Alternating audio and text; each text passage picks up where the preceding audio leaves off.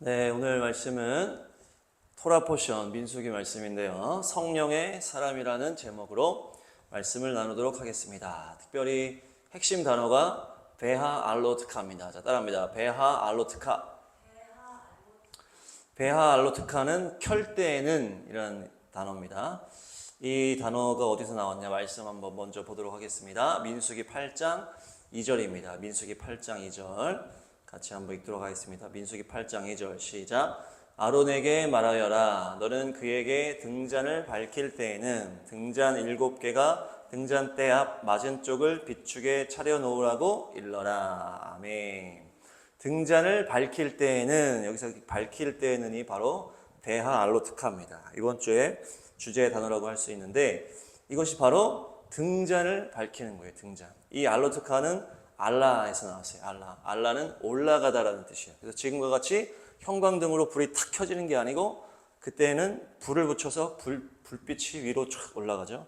그럼 불빛이 올라가고 연기가 올라가고 그래서 올라가다라는 그 원형이 있는 것입니다. 그래서 이 등잔을 밝힐 때에는, 이 등잔대에 불을 붙일 때에는, 그래서 이 등잔대가 뭐냐 보니까 성전에 있는, 성소에 있는 메노라예요. 메노라. 사진 먼저 보도록 하겠습니다. 메노라.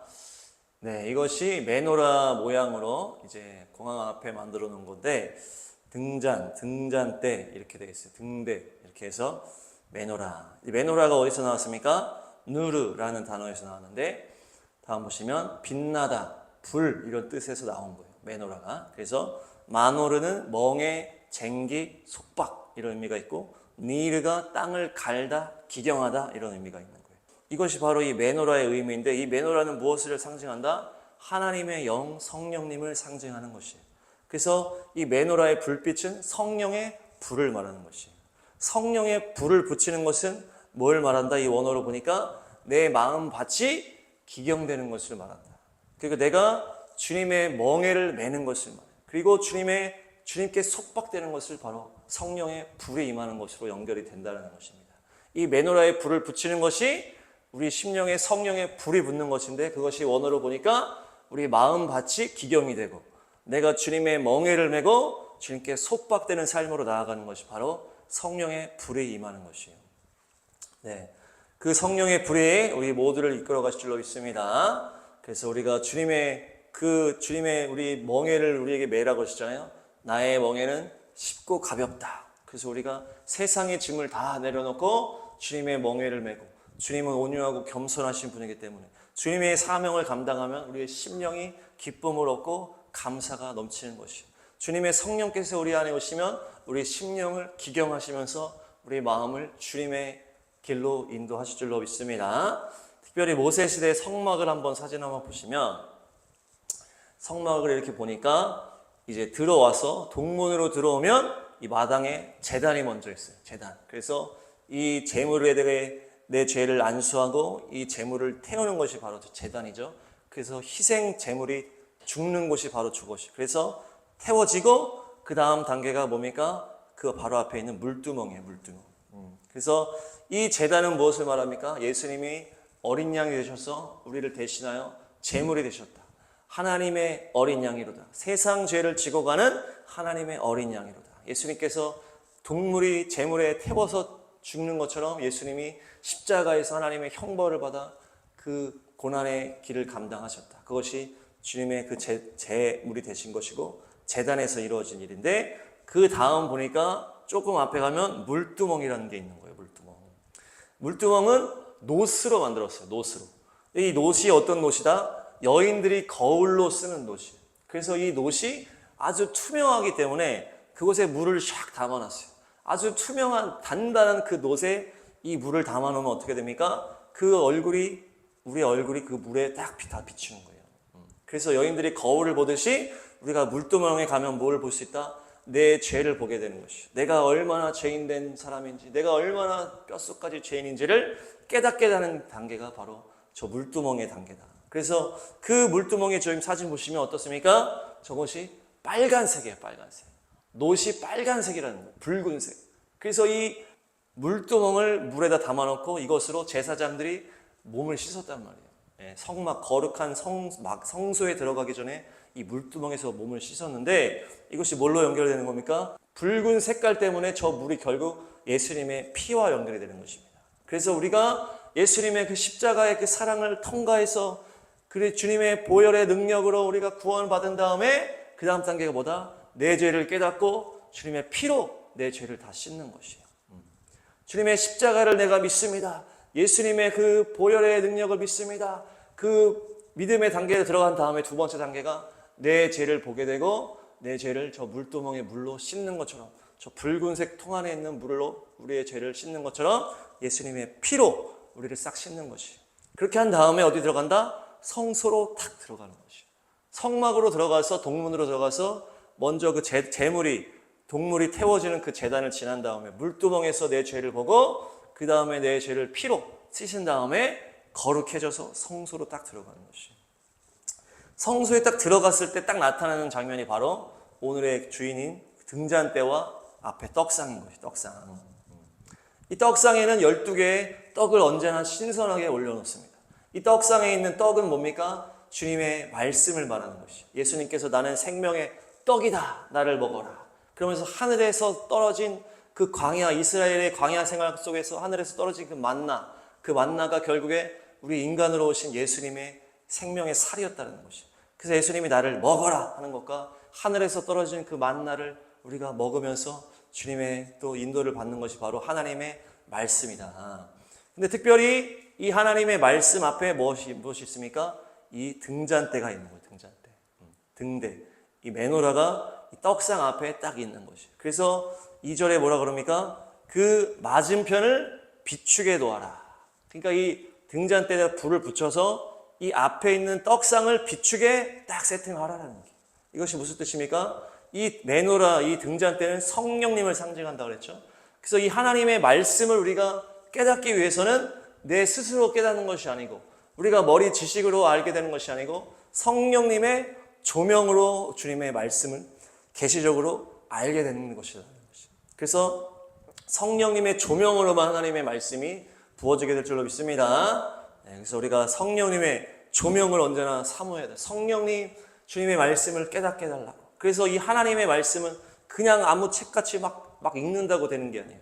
간절히 기도하고 성령님 나를 이끌어 달라고 기도하고 읽어야 되는 거기 때문에 불신자라든지 이단들이 잘못된 믿음으로 그 예수님 없이 막 읽는다고 난리를 쳐도 아무 의미가 없다는 것이에요. 그래서 성령의 조명으로 하나님의 말씀을 깨닫게 되는 것이에요. 등잔대는 특별히 등잔이 7개입니다. 그래서 이게 1개를 켜냐, 2개를 켜냐, 또 3개를 켜냐, 그거에 따라서 조명이 달라지는 거예요. 조명. 그러니까 이 말씀에 대해서 조명을 얻을 때에 그 수준이 달라진다, 다 다르다는 거예요.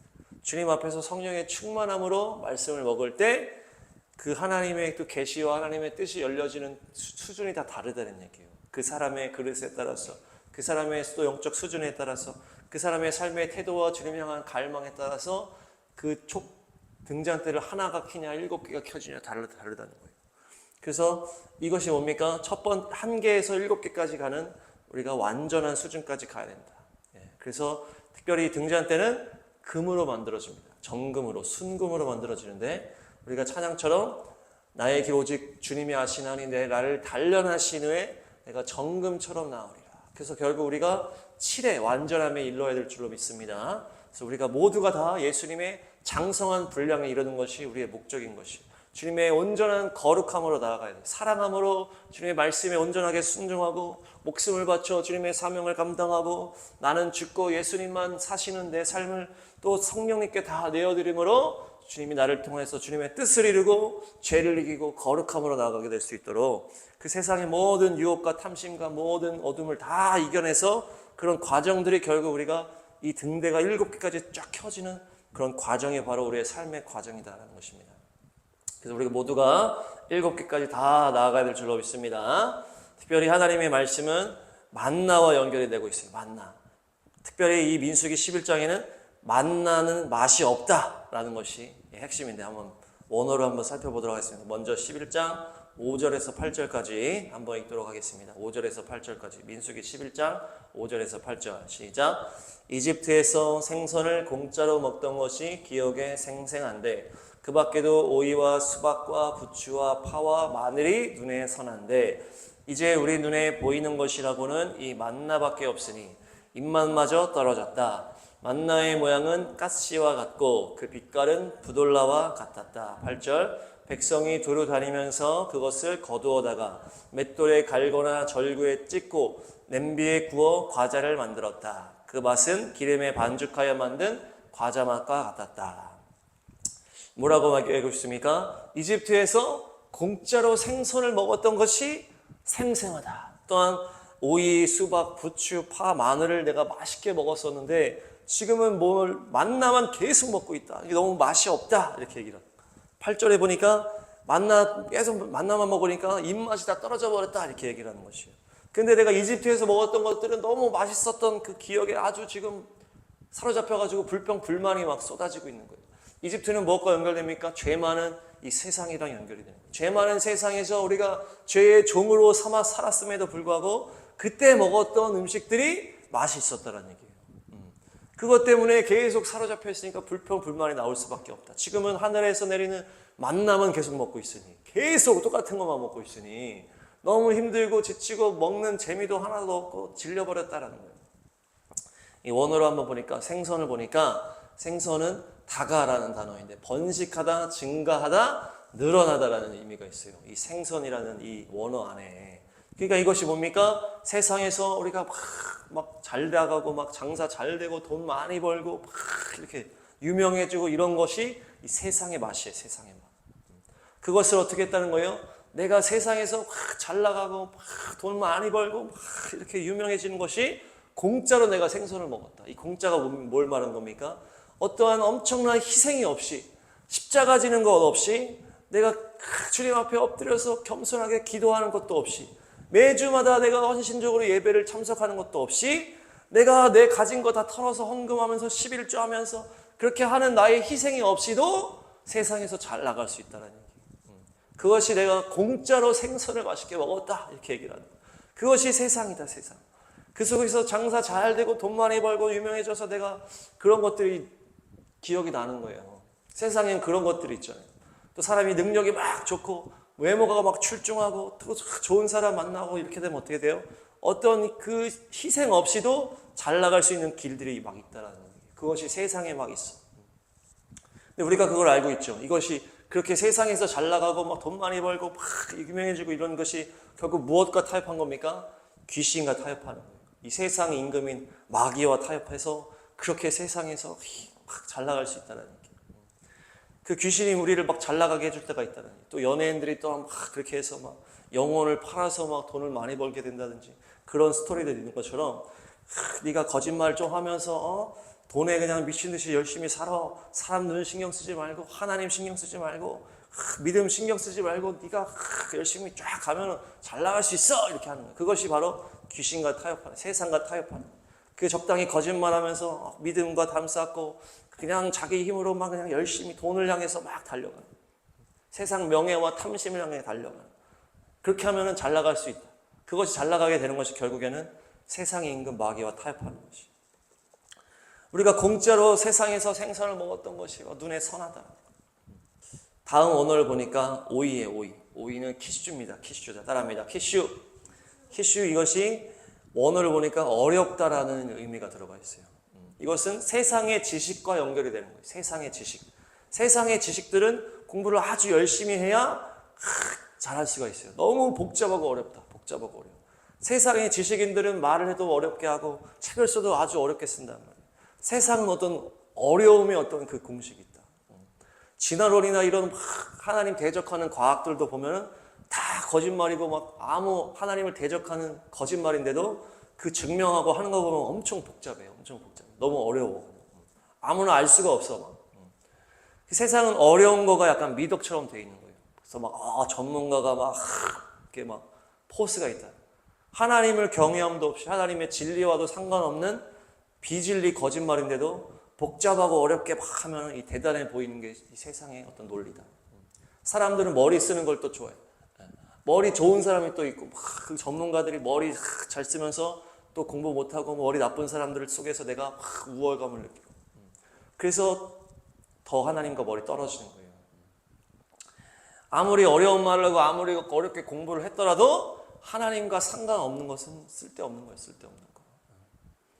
진화론이나 어떤 수학과 과학을 아무리 잘한다 한들 하나님과 상관없는 건 그 아주 쓸데없는 것이다. 인간에게 도움도 안 되고. 예수님의 멍에는 뭐예요? 쉽고 가볍다 그랬어요.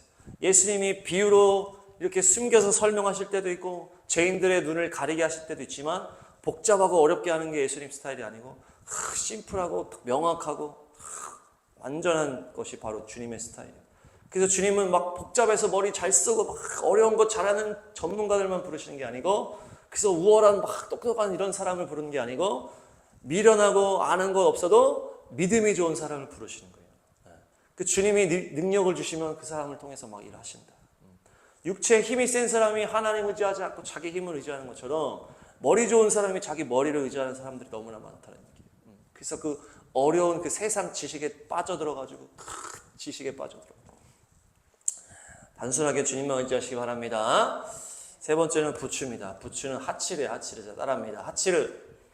하치르는 목초지, 풀 이런 의미가 있고 처소라는 의미가 있어요. 그래서 하체르라는 단어에서 나왔는데 하체르는 울타리, 마을, 담이라는 의미가 있어요. 그러니까 울타리, 마을, 담, 또 풀, 목초지, 처소 이런 의미로 봤을 때 이 부추를 어떻게 해석할 수 있습니까?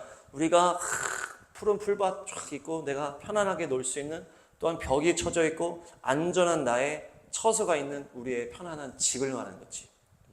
지금 이스라엘 백성은 광야를 가고 있기 때문에 담이 하나도 없어. 담이 그냥 허허 벌판을 막 장막 하나 치고 자고 하면서 막 가고 있기 때문에 야생동물 막 들어올 수도 있고 막 적들이 막 쳐들어올 수도 있어. 그냥 무방비 상태야. 그냥 막 벽이 없기 때문에 주님이 보호하지 않으면 안 되는데 그러니까 불안함이 계속 있고 잠자리도 불편하고 그런데 애굽에서는 어땠다? 그냥 편안한 집이 있었다는 거예요. 침대가 있고 편안한 잠자리가 있고 또 먹을 것이 집에 그냥 기본적으로 있는 어떤 그런 안정적인 어떤 가정과 집을 지금 생각하는 거예요. 지금 광야에서 계속 텐막치고 움직이고 이렇게 막 너무 이렇게 불안한 계속 이게 있으니까 지쳐버렸어. 그러니까 애굽에서 있을 때 편안한 우리 집에서 편안하게 쉴 수 있고 먹을 거 먹으면서 푸른 풀밭에서 이렇게 그게 있었는데 지금은 없다면서 불평불만이 쏟아지고 있는 게 바로 부추다. 부추. 네, 그래서 안전한 편안한 나의 잠자리, 내 집 마련, 내 침대, 나의 냉장고 이것이 없어서 지금 불평불만이 있는데 이것을 보니까 우리 현대 한국인들은 공감을 할 수가 있다. 지금 우리 한국이 아주 잘 살아지고 우리가 젊은 사람을 다 편안한 삶을 어릴 때부터 사는 사람들이 대부분이기 때문에 또 침대나 넓은 집, 냉장고 어떤 이런 삶을 기본적으로 살다 보니까 어때요? 우리 젊은 청년들은 선교갈 엄두가 안 나는 거예요. 선교갈 엄두가. 단기 선교로 잠깐은 갔다 올 수 있는데 도저히 그 선교지 가가지고 내가 거기서 뼈를 묻겠다고 했을 때 그 불편함을 감당할 그 엄두가 안 난다. 옛날에 7, 80년대 또 90년대까지만 해도 그때 어릴 때 자라났던 사람들은 그냥 우리나라도 못 살고 그랬기 때문에 선교지나 우리나라나 별 차이가 없어. 그냥 가가지고 그냥 이렇게 하는 게 익숙해. 어려운 게 아닌데 지금 막 이후에 태어난 친구들은 침대에 있어야 되고 또 안전한 어떤 그런 게 있어야 이게 익숙한데 선교지 가면 그런 게 없으니까 이게 엄두가 안 나는 거예요. 부추 없는 삶을 살 자신이 없는 사람들이 현대인들이 많다. 맨바닥에서 자야 되고 막 벌레 나오고 춥고 덥고 막 화장실도 제대로 못 가고 막 더러운 어떤 그런 상황에서 도저히 이제 감당이 안 되기 때문에 젊은 세대 선교사들이 점점 줄어드는 게 아닌가. 네. 다음 보시면 파를 그리워하고 있는데 파는 베첼이라 베첼. 따라합니다. 베첼은 양파라는 의미도 있고 껍질을 벗기다라는 의미가 있어요. 또 마늘은 춤이라는 단어인데 발산하다라는 의미가 있어요. 그래서 파와 마늘을 연결해서 설명을 하면은 이 양파를 껍질을 벗겨서 먹잖아요. 또한 마늘은 이제 마늘 냄새가 막 강력하게 발산하잖아요. 그래서 이 원어를 연결을 하면은 세상에는 무엇이 있다? 그 자기의 그 겉에 힘든 껍질을 벗어버리고 막 즐기는 문화가 있다라는 얘기예요. 그래서 자기의 매력을 막 발산하는 그런 그 매력 발산하는 문화가 있다는 얘기예요. 이집트 그 애굽 땅에서는 무엇이 있습니까? 그냥 내가 껍질을 내가 고상하게 있었던 껍질을 벗어버리고 노는 문화로 들어가는 게 있었다는 얘기예요. 그곳에서 내가 막 이렇게 매력을 발산하는 즐기면서 막 술을 먹고 막 하는 그런 게 있었다는 얘기예요. 우리 또 현대인들도 막 얌전한 애들도 갑자기 뭐 춤추러 가면은 막 술 먹고 춤추면서 막 겉옷을 다 벗어버리고 그러면서 막 매력 발산하는 어떤 그런 문화들이 있었다는 거예요. 근데 지금 광야는 그런 게 없어. 광야는 그냥 구름 기둥 따라서 그냥 가는 거야. 그냥 군대같이 척척하다가 그냥 동물 또 제단에 태워야 되고, 또 하나님이 뭐 나팔 불라고 나팔 불고 또 막 이렇게. 그러니까 이런 어떤 문화적인 매력 발산하고 그것을 보고 이런 즐기는 게 없다는 얘기예요. 우리가 TV나 유튜브 많이 보는 게 뭡니까? 또 막 사람들이 막 자기 매력 발산한 거, 얘가 이런 매력이 있네. 막 또 이런 프로에서 막 연예인들이 막 자기 매력 발산한 거 우리가 보면서 그걸 즐기잖아요. 또 나도 막 매력 발산한 걸 막 찍는 사람도 있고. 그래서 양파를 껍질을 벗기고 막 이렇게 막 마늘 냄새가 발산하는 것처럼 이렇게 매력 발산하는 것들을 우리가 보는 것이 문화인데, 지금 이 광야는 그런 게 하나도 없어. 재미가 하나도 없어. 너무 피곤해. 계속 죄에 매여 있는 거예요. 죄. 우리가 죄 지면은 또 하나님이 제물로 바치라 그랬어. 그 하나님이 그 신의 산에 놀랍게 너무나 무섭게 나타났기 때문에 사람들이 이거 지켜야 되는구나. 성막에 가서 제물 바쳐. 내가 죄 지었으면은 또 우리 자녀들 죄 지었나 안 지었나 확인해야 돼. 또 욥과 같이 욥이 막 자녀들이 막 파티하고 나면은 죄 지었나 안 지었나 확인하면서 제물 바치기를 했던 것처럼, 지금 이 최초의 이 성막 공동체이기 때문에, 이 제사 공동체이기 때문에 제일 지금 예민할 때, 그래서 하나님의 막 우르릉캉캉하는 그 무서운 하나님을 경험했기 때문에 계속 이 서로 죄에 대해서 너 이러면 이거 율법이 잘못됐으면 이제 막 죄를 가서 체크해서 뭐 양을 바치고, 이게 이들의 핵심 행동이에요. 핵심 행동. 그러니까 우리가 서로 죄 많이 지면은 양들을 계속 많이 바치면 집안에 그 재물이 없어지니까 계속 죄 지면 안 돼, 죄 지면 안 돼. 재물 뭐 바치는 것도 계속 이렇게 챙기고. 그러니까 이런 것만 계속 신경 쓰고 막 광야에 막 벽도 하나도 없고 맨날 막 천막에서 자고 이렇게 막 가고 있으니까 맨날 똑같은 음식 만나만 먹고 있고, 그러니까 불평불만이 터져버린 거예요. 이집트에서는 이런 게 있었고 저런 게 있었고 맛있는 게 있었고 즐길 게 있었고 안전한 게 있었는데 그런 게 터져버렸다 지금 이스라엘 백성들이. 다음 만나를 한번 보시면 이제 하나님의 것들에 대한 또 언어를 한번 보겠습니다. 11장 7절 민수기 11장 7절 시작. 만나의 모양은 가시와 같고 그 빛깔은 부돌라와 같았다. 만나라는 것이 만 이렇게 했을 때 의문이에요. 의문. What? 이거랑 비슷한 거예요. 이게 뭐지? What is this? 해서 만나 이게 뭐야? 그래서 이 만나가 이게 뭐지? 이런 의미가 있어요. 근데 그 빛깔이 부돌라와 같다 이렇게 하는 거예요. 부돌라는 베돌라흐. 다음 보시면 부돌라는 베돌라흐인데, 자 따라합니다. 베돌라흐. 보석 베델리엄이라는 뜻이에요. 그러니까 빛깔이 이 베델리엄 보석과 같았다는 얘기예요. 그러니까 이 베델리엄은 또 어디서 나왔습니까? 바달에서 나왔어요. 바달은 뭐예요? 분리하다, 구별하다, 내쫓기다, 떠나다 이런 의미가 있어요. 근데 이것이 어떻게 연결이 되는 거예요? 보석을 우리가 발굴할 때 어떻게 합니까? 이것을 분리하잖아요. 처음에는 이 보석이 돌 안에 처박혀 있는 거예요. 완전히 그 안에 콱 들어가 있는 것을 찾아가지고 이 돌을 깨가지고 분리하고 구별하고 다 떠나보내. 돌을 다 떠나보내서 결국 남는 게 보석을 남는 거예요. 그러니까 이 만나의 맛이 뭐다? 하나님의 말씀을 먹는 것이 뭐라는 거예요? 이 보석을 찾아가는 과정이라는 거예요. 그래서 우리 안에 죄를 다 분리하는 거, 그래서 결국 우리가 찾는 것은 뭡니까? 보석이신 예수야만을 찾게 되는 것이. 하나님의 말씀이 만나는 하나님의 말씀을 먹는 거잖아요. 하나님의 말씀을 먹는 것이 그 만나의 빛깔이 보석과 같았다. 이 원어를 보니까 보석을 찾아내 가는 과정을 말한다. 분리하고 구별하고. 그 성령의 조명으로 하나님의 말씀을 먹을 때 어떻게 되는 거예요? 우리 안에 죄가 점점 드러나면서 점점 떨어져 나가는 거예요. 죄가 떨어져 나가는 거예요. 그것이 하나님의 말씀을 먹고 성령의 조명으로 하나님의 말씀을 먹는 거예요. 성령이 조명해 주시면 내 안에 죄가 다 드러나. 그럼 이것을 분리해서 뜯어내는 거예요. 보석 그 덮여있는 돌을 쳐내는 것처럼, 깎아내는 것처럼 우리 안에 있는 예수님 말고 다른 우상들을 다 제거하는 거예요. 그 돌을 다. 그래서 마치 보석만 남기는 것이 바로 만나다. 우리 안에 죄악의 돌을 다 걷어내시기 바랍니다. 우리가 성령님이 기경하실 때, 땅을 기경할 때 어때요? 돌을 다 파내잖아요. 돌이 많으면 자갈밭이 많으면 식물이 자랄 수 없기 때문에 그것을 파내는 거. 성령님이 그것을 우리 기경을 한다고 그랬어요. 아까 그렇게 기경해서 우리의 땅을 옥토로 만들어가는 것을 성령님이 하시는 거고, 그것이 바로 보석이신 예수님만 남기는 것인데, 이것을 우리가 협조하지 않고 계속 우리가 돌을 붙들고 내 교만과 내 고집으로 계속 있으면 어떻게 되는 거예요? 다음 보겠습니다. 민수기 11장 8절 민수기 11장 8절 시작. 백성이 두루 다니면서 그것을 거두어다가 맷돌에 갈거나 절구에 찢고 냄비에 구워 과자를 만들었다. 그 맛은 기름에 반죽하여 만든 과자 맛과 같았다. 아멘. 이 만나를 어떻게 한다? 맷돌에 갈고 절구에 찢고. 맷돌은 레헤입니다. 레헤. 자, 따라합니다. 레헤. 레헤는 가루를 만들다. 가루. 우리 맷돌로 갈아가지고 이 가루를 만들잖아요. 찢다는 두큰데 두들겨 부수다예요. 두들겨 부수고 가루로 만들어. 가마라는 것은 파루르예요. 자, 따라합니다. 파루르. 파루르는 파라르에서 나왔는데 분쇄하다, 해체하다, 권리를 없애다, 무효로 하다. 이런 의미가 있어요. 완전히 이 만나를 갈아가지고 막 두들겨가지고 막 가마에 넣어서 하는 것처럼 이 하나님의 말씀은 결국 우리를 찢고 가루로 만들어가지고 우리를 곱게 만들어주신다. 근데 이것이 원어로 보니까 우리의 권리를 다 없애버려. 우리의 삶에 그것을 다 해체해버리는 거예요. 우리를 다 분쇄해버리는 거예요. 이것이 뭡니까? 고난이에요. 고난. 하나님의 말씀 가운데 우리가 성령의 조명 가운데 주님 앞에 온전하게 우리가 기경되도록 우리를 내어드리지 못하면 주님이 우리를 고난으로 쳐서 마치 만나를 두들기고 가마로 쪄버리고 완전히 해체해버리는 것처럼 우리의 삶을 팍 다치는 거예요. 이것이 고난으로 우리를 기경하신다.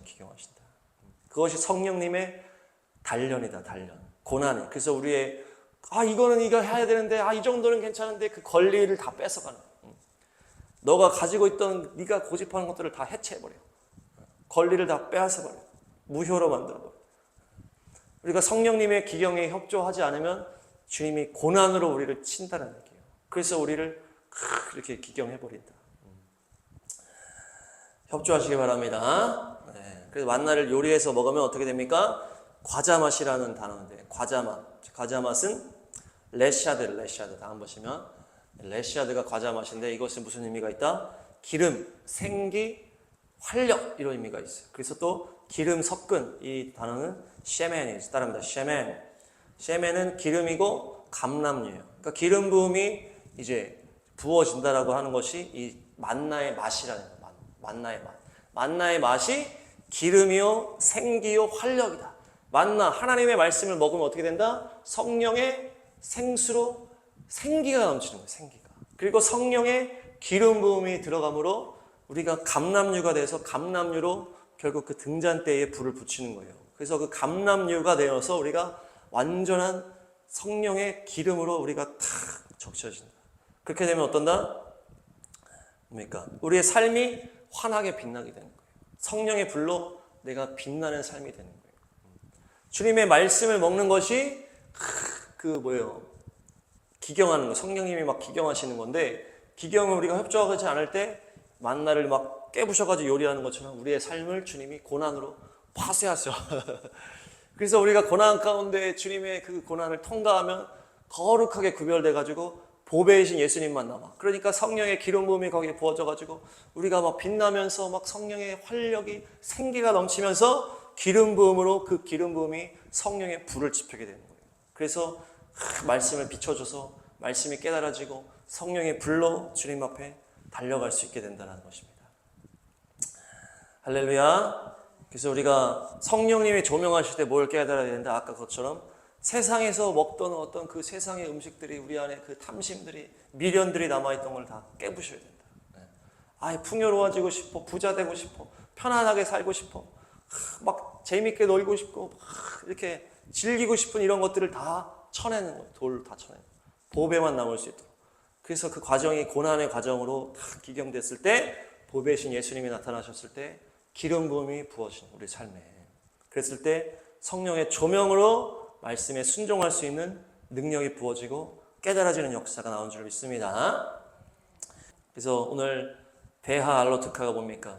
그 등잔대가 이 말씀을 비추고 이 등잔대는 성령님을 상징합니다. 그래서 우리가 말씀을 깨닫게 해주시는 것이 바로 성령님의 조명인데 우리가 성령의 조명이 되기 위해서 그 과정이 다 있다고 그랬죠. 우리 안에 돌이 다 제거되어지고 세상의 욕심들이 다 제거되어지고 결국에 보배이신 예수님이 남았을 때 기름 부음으로 말미암아 우리가 그 빛을 비추어서 말씀을 깨닫게 되고 말씀을 살아낼 수 있는 능력이 부어지고 결국에 우리 성령의 충만한 군대가 돼서 어둠을 이기고 누군가를 살리는 그런 구원의 역사가 또 이번 주간에 넘치게 될 줄로 믿습니다. 성령 충만함으로 승리하시는 예배자들이 다 되시기를 축복합니다.